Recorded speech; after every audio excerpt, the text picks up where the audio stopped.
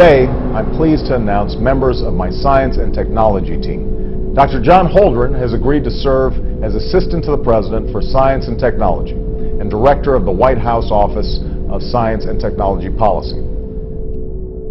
John P. Holdren is the resident science czar of the Obama White House. He's the head of the White House Council on Science and Technology, key advisor operating out of the new Executive Office building in Washington, D.C.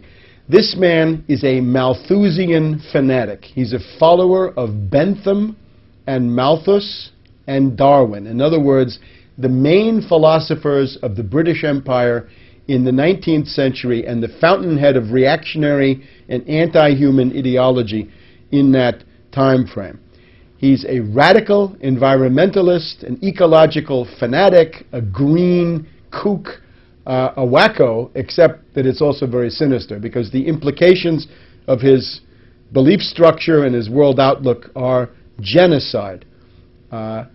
He is, in particular, an enemy of the traditional American point of view on the world. Holdren polemicizes in his books against people he calls the cornucopians, people who think that the bounty of nature and of production is unlimited. He says that's not true. There are limits to growth, and we have to live within those limits. He polemicizes against growthsmanship, that you can grow your way out of a crisis. According to Holdren, that door has been permanently closed on all of us. And in particular, he says he hates the moonshot mentality of the average American. And that is to say, with the right kind of national mobilization, technology, and political will, you can do just about anything, including putting a man on the moon or putting other people out into space. So Holdren is anti-American in this deep way. He is a pessimist culturally and historically. He calls himself a neo-Malthusianism. Now, the heart of his outlook is what he calls, he says that population is the root of all human problems. In other words, people pollute. Humanity is a cancer on the face of the earth. The one big problem in the ecosystem is the role of humankind. And of course, in reality, the existing ecosystem could not survive without the constant contributions of human production. It's very easy to show that. Holdren started off in the 1970s with Paul Ehrlich, who was a charlatan and an obscurantist and a crackpot who wrote the book The Population Bomb. Ehrlich was convinced that world population was growing out of control and that this is going to lead to a breakdown of human civilization sometime in the late 20th century. And it goes together with the campaign of the limits of growth, the Club of Rome, Aurelio Peccei, and the rest of these people. This is kind of the intellectual milieu that Holdren comes out of. Now, there was no population bomb. It's just not true. It never happened. Population in Europe is falling, if you just look at the self-renewal of these populations. Same thing in Japan, same thing in Russia. They've all got a demographic problem which has nothing to do with overpopulation. It has to do with shrinking population. China has demographic problems that were caused by going along with this two-child per family policy. The U.S. would be experiencing demographic decline if it weren't for the flow of immigrants into the country. So there never was a population bomb. But Holdren does not revise or change his pseudoscientific outlook because of this. Population is the problem. Now, he looks around the world, writing in the early 1970s in one of his textbooks, and he says, some countries have so much population that they ought to be triaged. We should cut them off, give them no more food aid, no more credit, no more help of any kind. Well, what are the countries? He says India is probably on the list. India. Hundreds and hundreds of millions of people, and Holdren says, cast them into the outer darkness. Then Bangladesh, with a couple of 100 million people, Holdren says, for sure, Bangladesh has got to be triaged. Give them nothing. Now again, the note of genocide. the idea that whole countries should be consigned to doom puts Holdren in a league which is far beyond Hitler in terms of the number of victims that these policies would result in. He hates science and technology. He wants to limit science and technology. He regards them as a threat to what he thinks of as the social order, and also to the crackpot views of charlatans and fakers like himself. He says he wants to create a science court that would decide which inventions could be put into practice and which would have to be banned. This is unbelievable. This would essentially strangle the source of human progress and consign us all into a stagnation and ruin which would never end. Holdren believes that there's a world optimum population, or carrying capacity. Now, the idea of carrying capacity comes from the writings of a Venetian cook by the name of Gianmaria Ortes, O-R-T-E-S, writing in 1790 or thereabouts. Ortes said that the limit of the world population was 3 billion people, and that if you went beyond that, you'd have famine and starvation and death, and it would always tend back to 3 billion people. Now, Holdren is even worse. He's more genocidal than Gianmaria Ortes. He's more genocidal than Malthus, who followed in the footsteps of Ortes. Holdren says that the optimum world population is 1 billion. Now let's pause. At the time Holdren wrote that, the world population was already 4 billion. Today, if you say the optimum population is 1 billion, it would mean that more than 5 billion would have to go. And again, these are orders of magnitude that Hitler, Stalin, and Mao never dreamed of. Only in the mind of fanatics like Holdren do we get genocide of these proportions. Holdren says that the big task of policy, and here the third world and developing countries should take note. He says the main political problem facing the world is not world economic development, but stopping world economic development. He's very worried that countries like China and India and others, Latin America, South Asia, Sub-Saharan Africa, that they're going to try to imitate the development of the US, Europe, and Japan. And Holdren says that would be catastrophic. What we need is to stop third world development. We've got to convince the third world not to do that, and we've got to institute de-development worldwide. In other words, turn back the clock of history, roll back progress, and go back to what amounts to pre-industrial civilization. Well, pre-industrial civilization is a lifespan of 30 to 35 years, nasty, brutish, and short, as Hobbes put it. So that's what Holdren wants for you and your family. In order to enforce this, he talks about a supranational monstrosity that he calls a planetary regime. This means a world empire, a supranational, one-world government that would attempt to control all details of human life. Would start with what he calls the global commons. That is to say, anything that impacts the air, the soil, and the oceans would become the subject of international, supranational intervention. It would be like the IMF on steroids. Instead of just economic life, it would extend to everything. Again, the temperature in your living room, the kind of car you have, the amount you get to eat, whether you have a pet. I mean, minimal details about your everyday life. For individual countries such as the US, Holdren recommends a population law which would fix the outer limits of the acceptable population. And again, what happens if you are surplus? What happens if you are declared a useful leader? He doesn't say that so explicitly, but it's clear that you wouldn't fare very well.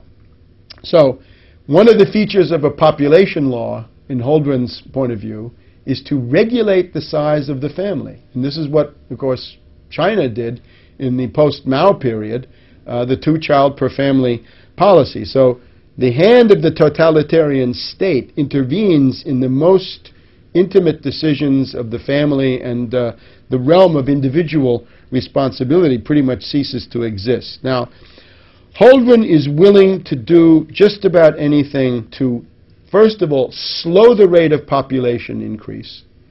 That's his first goal. Secondly, to bring population into stasis or equilibrium, zero growth, but then to turn it back and have a decreasing, diminishing world population. The Chinese experience is if you do that, you're flirting with economic collapse. But Holdren doesn't care about that. He's, of course, a fanatic. So what is he willing to do? He talks about all kinds of forced sterilization. That you can have surgical interventions on males. In India, he says, there was a policy of obligatory vasectomy once you had 2 children in the family if you were a government employee. He says that's something we could think about imitating. Compulsory abortion. Think about that. That would be something that was flirted with in post-Maoist China. He wants to have licenses for birth. In other words, a woman is not allowed to give birth unless she's purchased a marketable birth license. And of course, what happens if Goldman Sachs comes in and, because women are going to want those, drives up the price 100 times so that nobody can afford a birth permit? And what happens to people that are born illegitimately, meaning without a birth permit? He wants to have things that have been done in the meantime. Norplant, I think, is an example. Subcutaneous chemical devices that are put into the flesh of women to prevent them from conceiving. So, forced sterilization, compulsory abortion, forced vasectomy, birth licenses, subcutaneous implants, all kinds of compulsory, obligatory methods. In terms of forced sterilizations, he says you could do this by putting chemicals in food and water, but he thinks that these other methods would be more effective. He also has other methods of persuasion, which are really coercion, that if you have more than 2 kids in the family, there's no more free public education for you. The 3rd kid has to pay to go to the public school. If you're living in public housing, which is the case in some countries, the 3rd kid gets you kicked out of the public housing and you become homeless.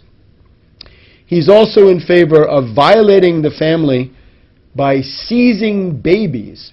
He says that if it's a teenager or a minor who has had an illegitimate child and there's no husband in the picture, then the government should come in and seize that child and have a policy of forced adoption to take care of that illegitimate child.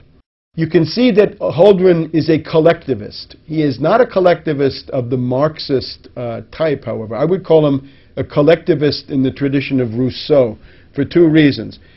Remember, there are 2 Rousseaus. One is the Rousseau who says that the noble savage is the goal of human life. In other words, the more primitive you are, the less civilization you have, the better you are. Just if you think about that, Rousseau on that basis is one of the most influential philosophers of the current time, because it basically says primitive societies are better than corrupt modern society, so we should go back to nature and go back to the ways of these underdeveloped peoples.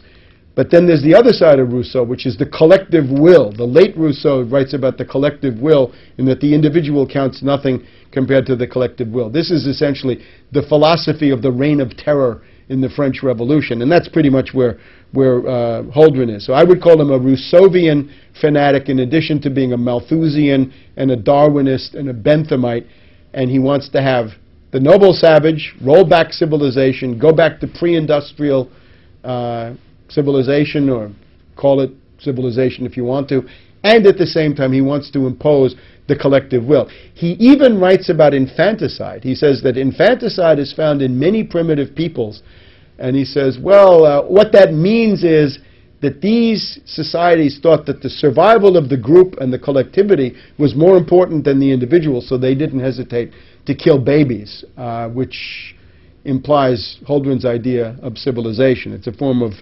barbarity. Again, in Holdren's world, there are 2 main evils. One is overpopulation, the other is industrial pollution.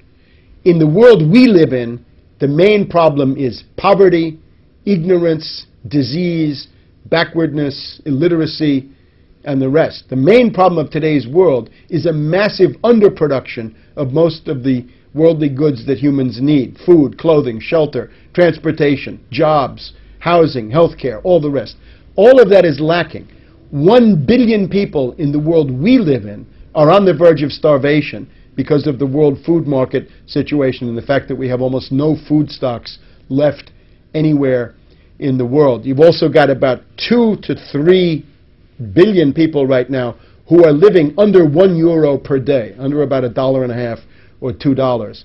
So Holdren looks at that world and says, the reason for poverty is overpopulation. I would say no. The reason for poverty is underproduction of all the main things.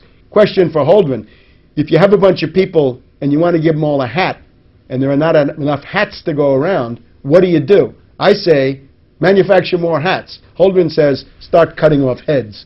That's Holdren. In being a follower of Bentham and Malthus and Darwin, in this administration of fanatics, Holdren is joined by others.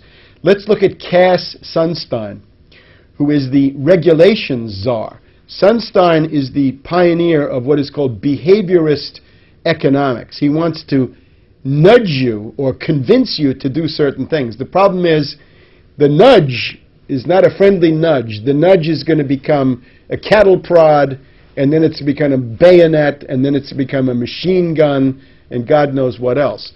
That's Cass Sunstein. He's a former law professor from the University of Chicago. Now, he quotes Bentham all the time. Sunstein is a guy who says that animals should have legal rights, including the right to be represented by lawyers in a court. Now, Sunstein, by most people's standards, would be quite extreme. But in the Obama administration, Sunstein is a moderate. Sunstein wants to give legal rights to animals. Holdren wants to give legal rights to trees so that they could be represented by lawyers and they could block development projects because you need more trees. Well, again, I'm all for trees. You want more trees, plant them. During the New Deal, we had something called the Shelter Belt that planted a couple of 100 million trees across the midsection of the United States as an attempt to make the climate better. It was an attempt to deal with the Oklahoma Dust Bowl of the 1930s. The way you do that is to plant trees. Trees are fine, but again, with Holdren, we're going to have trees represented by lawyers stopping human needs from being realized. Generally speaking, the Malthusian, zero-growth, radical environmentalist, ecological extremist movement of the late 60s and early 70s is the precursor that prepares the ground for the radical deindustrialization of the United States in the late 70s and then into the 80s, the so-called Great U-turn, where the U.S. goes from being an industrial power to being a post-industrial rubble heap.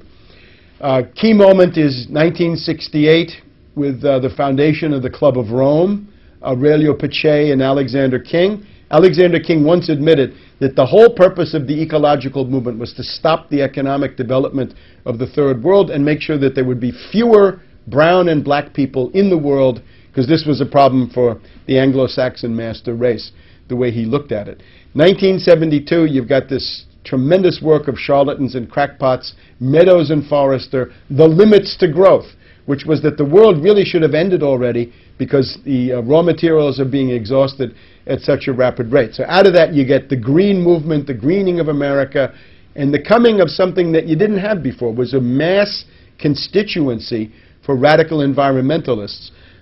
In particular, Malthus used to be a dirty word among leftists because he was considered a British imperialist. Marx and Engels had to attack Malthus because otherwise they couldn't function in progressive circles. But by the 1970s, thanks to this, Malthus and Darwin become good guys when, of course, they're really very bad and both charlatans and crackpots. So that's sort of the preparation. You've also got people saying that a service economy is better, the so-called Triple Revolution Committee. You've got the government of Edward Heath in Britain and Harold Wilson of the Labour Party saying quality of life is more important than production. All of these are ways to begin arguing the idea of deindustrialization. The way you get it, though, big time in the U.S. is Paul Adolph Volcker of the Trilateral Commission, appointed by Jimmy Carter of the Trilateral Commission. And what Volcker then does is he gets the Federal Reserve, and he raises interest rates to unprecedented levels, a 22% prime rate, meaning that for most people the interest rates were 30% or even more, and that's for mortgages, for various kinds of business financing and so forth. What Volcker was able to do was to essentially destroy the industrial base of the United States. It became impossible to produce with credit costing that much. Some people compared this to Keynes, right? Keynes said, well, let's have inflation as a cure for depression. And Volcker came back with, no, let's have depression as a cure for inflation. And that's pretty much what he did. He pitched the United States into an industrial depression, which has never ended, wiped out large parts of basic industry, steel mills, chemical, rubber, and all the rest. This is where the jobs went. If you remember Obama's bitter Klinger quote, he says, 30 years ago the jobs went away, and now we have these bitter people clinging to God and guns and anti-trade. Well, how did those jobs go away? That was Volcker. The industrial base of the U.S. was gutted and destroyed by Volcker, and with the environmentalists there, this could be greeted as something good. The resistance to this in the Democratic Party was paralyzed because, well, it's a good thing after all. We won't have any more smokestacks. Well, instead of smokestacks, you're going to have a declining standard of living, and this is what goes together with it.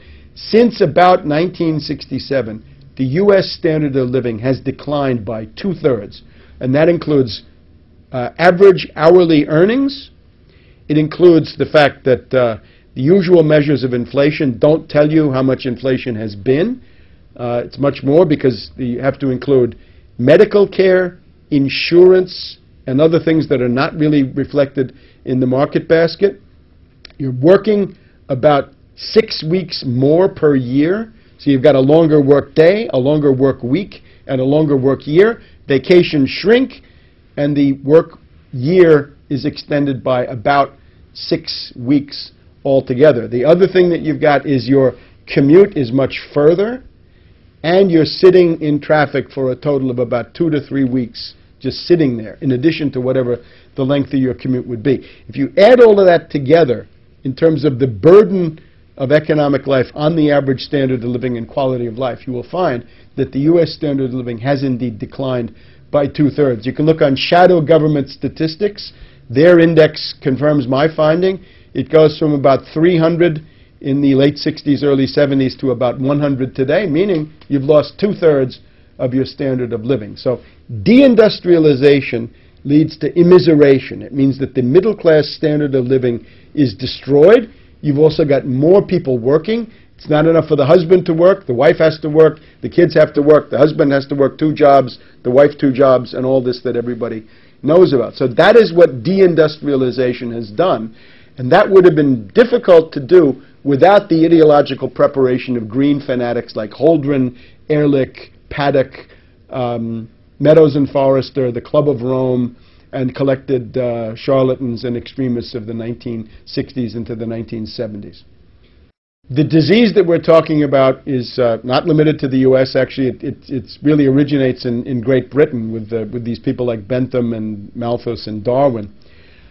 One of Gordon Brown's aides was recently so indiscreet as to say that they were talking about cutting the population of the British Isles by 30 million people. Now that's way more than Hitler could have accomplished. And what it shows, again, is the anti-human fanaticism, the genocidal fury of the Anglo-American ruling elite, that they hate people and they're determined to exterminate people, and that's what they're into. And if you want to live with a ruling class like that, it's going to be nasty, brutish, and short. The origins of eugenics, racist thinking, race science in the U.S. go back in particular to the Harriman family. Averell Harriman was the son of Harriman, the railroad builder, who had been attacked publicly by Theodore Roosevelt as a robber baron, as a public menace. So Harriman, as a parvenu, new money, who had to go to Oxford and talk to old money, he had a tremendous identity crisis and sense of personal insecurity. So what he wanted to do was to create himself a wonderful race pedigree, that he too was part of the Anglo-Saxon master race. So his wife contributed to this famous gathering at the American Museum of Natural History, which was attended by Nazis as well as British and other race scientists, meaning charlatans and proto-genocidalists, who came together with the idea of improving the race. So U.S. states got into the business of sterilizing people, denying marriage licenses. You have these stories, the Kallikaks and the Jukes in New York State and similar things. The Nazis actually said, the U.S. has beaten us to the punch in terms of eugenics measures.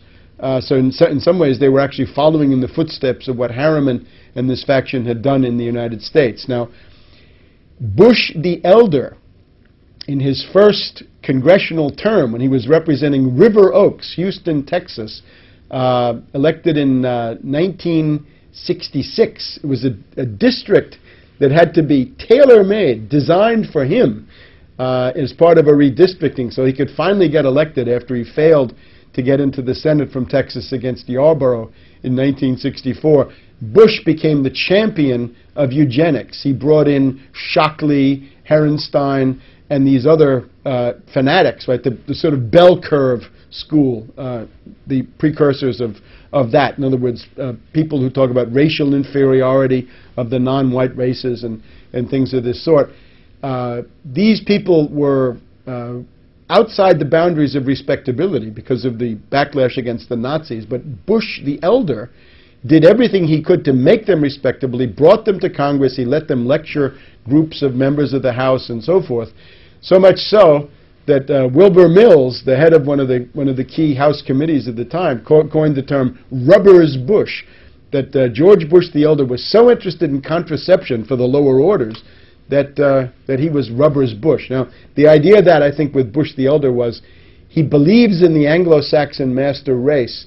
The problem is if you believe in that, you got a problem of numbers because there are so many other people who are not part of this. So what are you going to do? You've got to do something to limit the population growth and probably turn it around among the non-white populations in particular. So I think that is the one thing that Bush the Elder actually believes in as a fixed point of ideology. John P. Holdren, the current Obama population czar, John P. Holdren, the White House science czar, is very much in the tradition of this Harriman eugenics movement, which was rubbing elbows with the Nazis in the 20s and 30s. Things like compulsory abortion, compulsory sterilization, taking children away from parents, preventing marriages, marriage licenses that you have to pay for, implants and other things to prevent birth. This is all in the Nazi or quasi-Nazi tradition of the 20s and 30s. The mentality of oligarchy does not change. We have to remember that as long as there are human individuals, you're going to have the one, the few, and the many. There's going to be one person, small groups of people, and large masses. So this is always going to be with you. These are ontological categories of human existence. The problem you have is if you have the dictatorship of the one, that's a fairly clear-cut problem. If you have the spontaneous mob of the many, that's a problem that people can also recognize. But what you tend to have in human civilization is the rule of the few, the oligarchy, the iron law of oligarchy, studied by German sociologists in the late 1900s. Now, the purpose of an oligarchy is really only one thing. A tyrant can have a project. A mob can have a goal. But an oligarchy is there to do one thing, to perpetuate oligarchy, to give it more and more power and allow it to exist. The mentality of oligarchy always depends on the idea that there's an elite and a mass. And there can't be anything in between. There's really no room for a middle class in oligarchy. So the elite has to justify itself based on what? Why should they rule? Are they smarter? Are they more efficient? Are they better? They're probably none of those things. They're probably inferior in many ways. So they've got to find other ways to justify what is an irrational principle of domination. So oligarchs generally find ways to argue that the mass of people are inferior, that their lives are not worth living, and indeed that they're closer to animals than they are to the elite. So whenever you have an oligarchical elite, they're always going to try to portray the masses as ignorant beasts, inferior, or whatever else it is, and that's what we see. This is very strong in the Anglo-American world. The U.S.-British tradition is not that of a dictator. Stalin, Hitler, this you generally don't find. It's also not so much in the notion of mob rule and demagogy of that sort, although occasionally it is. Generally what you have in terms of real power is an oligarchy. So this oligarchy is inherited from Venice, from the Venetian Republic of the Middle Ages, and it's transferred into Britain between 1500 and 1600 or so in the form of the Whig Party, the top aristocratic party which rules Britain from the early 1600s really until about 1832 and the Reform Bill. So it's an oligarchical system. The U.S. and the British are a polycentric oligarchy where you can't say the Bilderberger runs it, or the Trilateral, or the CFR, or Bohemian Grove, or whatever it is. All of those are power centers that jostle each other and coexist. But what they amount to is an oligarchy. If you have a tyrant, you can convince the tyrant to change policy. It can be done. But to change an oligarchy, as Plato points out, is harder because you've got to convince so many different ones, and as soon as you convince some of them, you've deconvinced others because those are the enemies and they hate the ones that you've convinced. So that's the problem that we face in the Anglo-American world. The Club of Rome is a group of old fascists, for want of a better word. Aurelio Peccei was the most prominent guy. He had been a fascist for Mussolini in the Balkans during World War II, done all manner of crimes there. And then we have his associate, Alexander King, who admitted that embarrassing thing, that the purpose of this was to express the genocide of the Third World. In other words, that it was designed to make sure that there would be no Third World development, that therefore the black and brown people of the world would not become numerous. So the Club of Rome is already the beginning of a genocidal mentality in which Holdren and Cass Sunstein and other people in the Obama regime participate. Naturally, as this becomes more extreme, as the breakdown crisis gets worse, and it is getting worse, as the depression deepens, you get into the definitions of useless eaters, lives not worthy of being lived, non-productive culls, they're called sometimes, surplus population, as Scrooge said, following Bentham and Malthus. And how many are there of such people? As the depression gets worse, it gets to be more and more of the population that are useless eaters and non-productive culls. So the problem that we face is the ideology has deteriorated.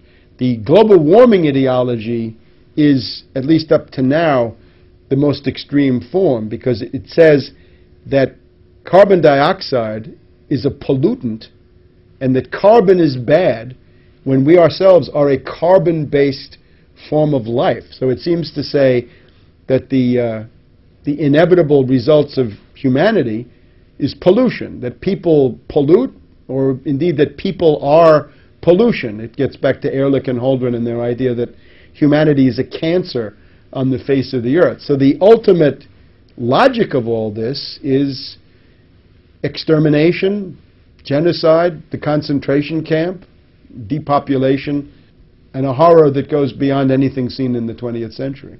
That's where Obama is essentially leading. When Holdren is confronted with his published works, the body of work on which his scientific credentials rest, he wants to run away from them and say that he's no longer the environmental extremist that he once was, that his genocidal fury has mellowed with age. But I wouldn't believe that for a minute. It's just that he's become a little bit more sophisticated politically, and he's seen how damaging it is when people throw that stuff at you. It's, of course, a monstrosity that he was allowed to get through that confirmation process in the first place.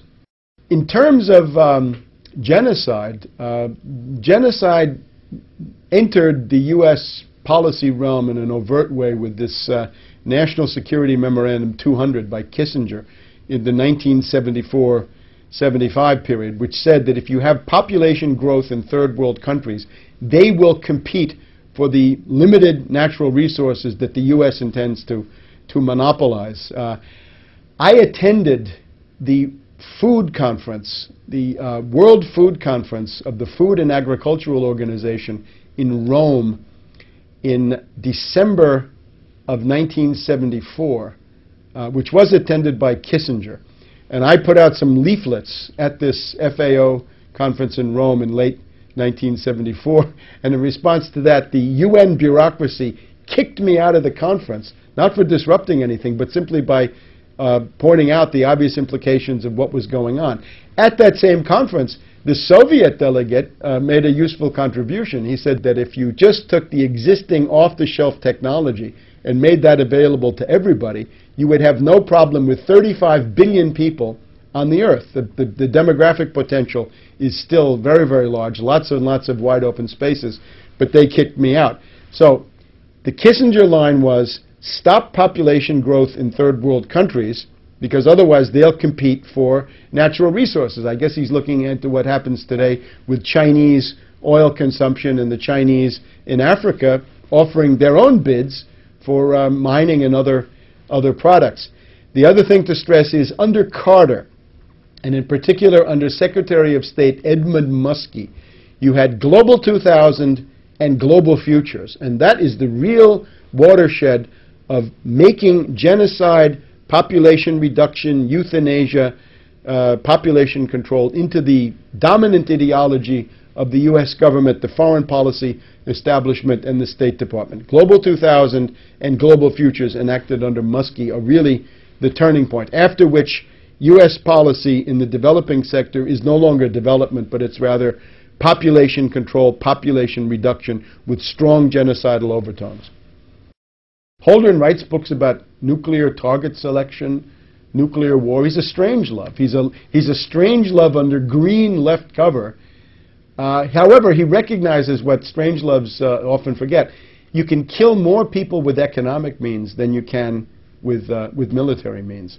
Robert McNamara did his best to escalate Vietnam. Robert McNamara killed more people at the World Bank than he ever did at the Pentagon. The general estimate is, well, 40,000 people a day, meaning 15, 20 million a year minimum, die as a result of the IMF conditionalities. They die of starvation, malnutrition, and diseases like diarrhea that can be cured for a few pennies. So that's the cost of the IMF-based system is already in the neighborhood of 20 million dead per year, and again, 40,000 per day, and that's an old figure. Now that we have the Depression, it's probably more like 50,000 a day or more, because the effect of the Depression is obviously to increase that figure. This is a book called Ecoscience, Population, Resources, Environment. The authors, Paul R. Ehrlich of Stanford University. This is the charlatan with the population bomb. Ann H. Ehrlich, who is an environmental fanatic in her own right. And John P. Holdren of the University of California, Berkeley, today White House science czar for Obama. Published by the W.H. Freeman and Company Publishing House in San Francisco. And the edition I have here is 1977, so we're in the Jimmy Carter era. First edition, 1970, second edition, 1972. And as you can see, this is a hefty tome. This is the best part of 1,000 pages, more than 1,000 pages. If you count the index, we get up to 1,500 pages of raving, insane Malthusian drivel. And he tells you he's a Malthusian, a neo-Malthusian. He loves Darwin. He loves the struggle for existence and the survival of the fittest. And in some ways he wants to bring that into human society. Now, the heart of the book, I think, for political purposes, has to do with the measures that Holdren proposes to implement as a means of slowing, stopping, and reversing population growth. The heart of the book, I think, starts on page 783.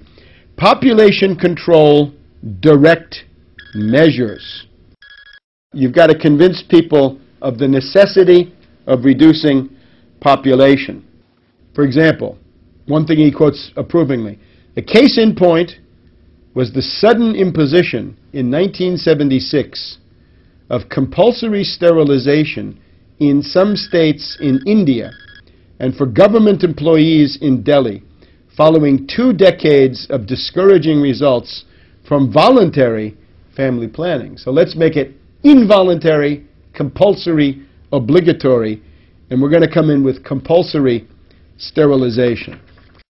Let's jump ahead to the involuntary controls. In the 1960s, it was proposed to vasectomize all fathers of 3 or more children in India. India entertained the policy of compulsory sterilization, and if they had really done it, then they would have been better off, as Holdren says. A program of sterilizing women after their 2nd or 3rd child, despite the fact that this is harder to do than a vasectomy, might be easier to implement than sterilizing men. Other than that, Holdren is interested, and again on page 787, the development of a long-term sterilizing capsule that could be implanted under the skin and removed when pregnancy is desired. Well, this is Norplant, and that's been implanted in victim populations in U.S. inner cities now for a couple of decades. One of the problems is, how do you get it out? The government puts it in, but who's going to help you to take it out? That's a little bit harder. Another proposal that Holdren is interested in, he quotes the economist Kevin Boulding, British I'm pretty sure. Boulding proposed to issue to each woman at maturity a marketable license that would entitle her to have a fixed number of children. And of course, again, if Goldman Sachs gets into the market, then that could be priced out of reach of poor people. He quotes social scientists who have looked into the effects of a marketable license for birth. A very interesting chart on page 788. Baby licenses. We're told that you can have a monthly subsidy if you have no more than 2 children. You can have a monthly tax on people with more than 2 children to discourage that. A one-time lump sum tax on excess babies over 2. So if you're over 2 children, that's excess. And quotas for families. So again, the basic idea is some measures designed to persuade, and then the hardcore, hardline measures, compulsory sterilization, compulsory abortion, and it's also a good idea to take children away from mothers if they're teenagers, unmarried, and otherwise not suitable. Now, he wants to impose this not just domestically in the U.S., but even more. He wants to have family planning measures. Here on page 789, he wants to have family planning measures in the less developed countries. High priority should be given to stimulating attitude changes and counteracting the effects of pro-natalist traditions. You may remember President de Gaulle of France talked about 100 million Frenchmen as a national goal. Obviously, for Holdren, this is impossible. What are the problems with this? Well, one problem is human rights, page 793. Some people have this idea that there's a fundamental human right for each person responsibly to determine the size of his or her own family. Holdren doesn't like that one. Could this be done in the U.S.? Well, we have the Constitution. Holdren laments, and now we're on page 837. To date, there has been no serious attempt in Western countries, Europe, U.S., Japan, to use laws to control excessive population growth, although there exists ample authority under which population growth could be regulated. For example, under the U.S. Constitution, effective population control programs could be enacted under the clauses that empower Congress to appropriate funds to provide for the general welfare and to regulate commerce. So the Commerce Clause becomes abortion and sterilization. Or for the Equal Protection Clause of the 14th Amendment. So the idea is strip everybody of the right to exist under the 14th Amendment. Such laws constitutionally could be very broad. Indeed, it has even been concluded that compulsory population control laws, even including laws requiring compulsory abortion, could be sustained under the existing Constitution if the population crisis became sufficiently severe to endanger the society. Few today consider the situation in the United States serious enough to justify compulsion, however, laments Holdren. The most compelling arguments that might be used to justify government regulation of reproduction are based on the rapid population growth relative to the capacity of environmental and social systems to absorb the associated impact. The appeal to greed. To provide a high quality of life for all, there must be fewer people, says Holdren. But there are other sound reasons that support the use of law to regulate reproduction. In today's world, Holdren writes on page 838, the number of children in a family is a matter of profound public concern. There is no individual sphere anymore for a Malthusian fanatic. On page 850, Holdren wants to convert to a spaceman economy. This is not the moonshot anymore. This is the idea that you're on spaceship Earth and everything you have with you is a limited resource. So what you've got to do is reduce throughput of raw materials in industrial processes. He quotes a fellow crackpot, Herman Daly, who has suggested a specific mechanism for accomplishing population reduction.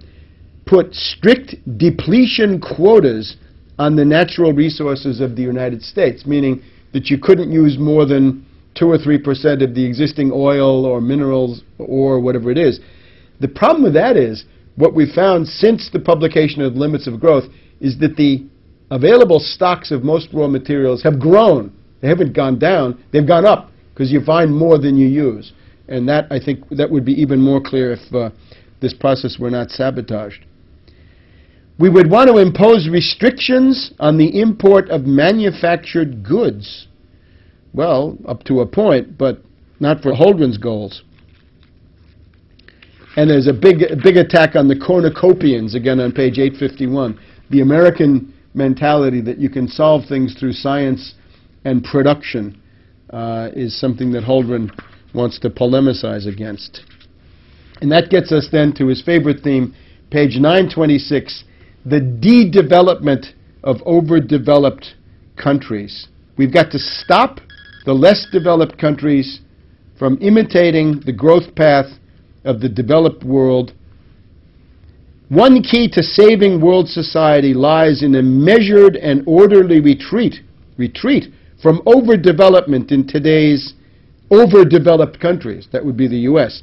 A process we will label, for want of a better word, de-development. So if you thought your living standard was too low, Holdren is here to tell you your living standard is too high. You should be de-developed.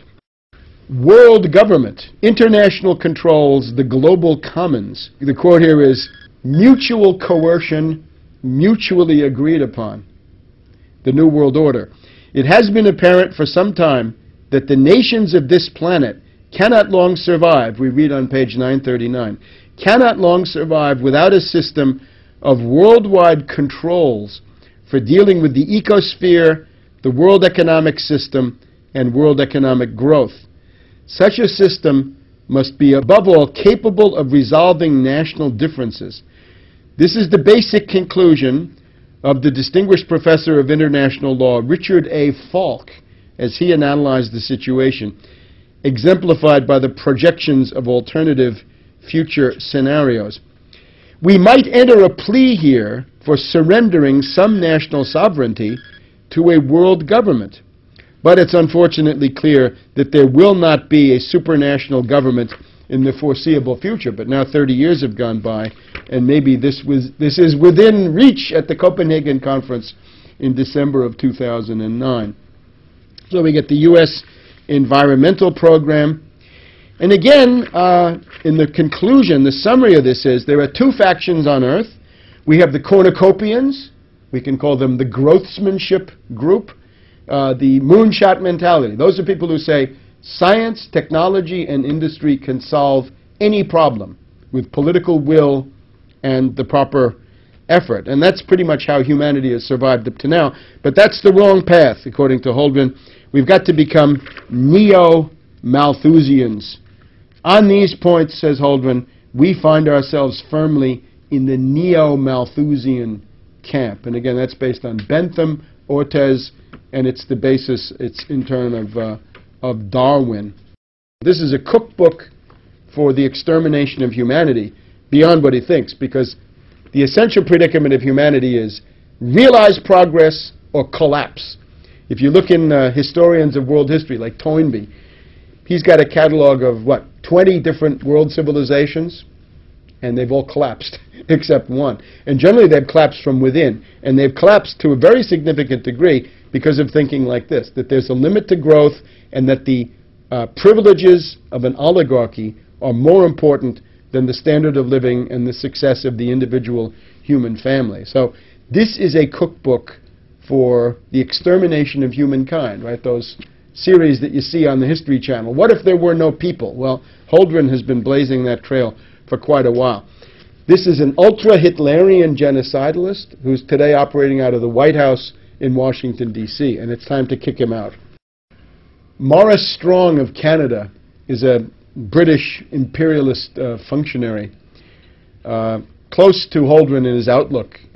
In the build-up to the 1992 United Nations Conference in Rio, Maurice Strong wrote that the choice is between collapsing the entire industrial system of the world and the survival of humanity and the planet. And he's in favor of collapsing the industrial system. So he put out a demagogic call to people that the task of the rest of us is to collapse the industrial system of the world. I suppose George Soros and the people at AIG and Goldman Sachs in the derivatives department were reading all that, because they've certainly taken us pretty far down the road to that. If you collapse the industrial system of the world, the problem you find is that the relative potential population density of the world goes below the existing 7 billion plus people that we've got, and that overhang gets into the danger of extinction. So that's a call to genocide, again, on an ultra-Hitlerian scale, issued by Maurice Strong back in 1992. Holdren is very much in that tradition. Ehrlich and Holdren and their ilk are crackpots, charlatans, and quackademics, in the sense that their method is fundamentally wrong. The predicament of humanity is that at any given moment in time, with the existing technology that you have, you face a finite world of natural resources, except that what you can use as a natural resource is already defined by the technology you have. So if you expand your technological repertoire and armory through scientific discovery and technological development, you can define increasing areas of the natural world as usable natural resources. And that's what we've done up to now. If wood is not enough, get coal. If coal is not convenient, get oil.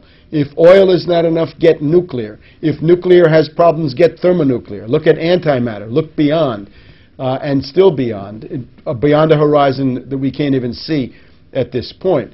The essential human condition is realize progress or collapse. Advance in science, technology, and industry, or you will soon cease to exist. And that's the fundamental human premise that this lunatic, Malthusian, Darwinian, Benthamite school, Ehrlich, Holdren, and the rest of them, deny. The President, I think, has surrounded himself with some of the most brilliant choices. Dr. Holdren, I don't want to embarrass you, but I sometimes refer to you as walking on water.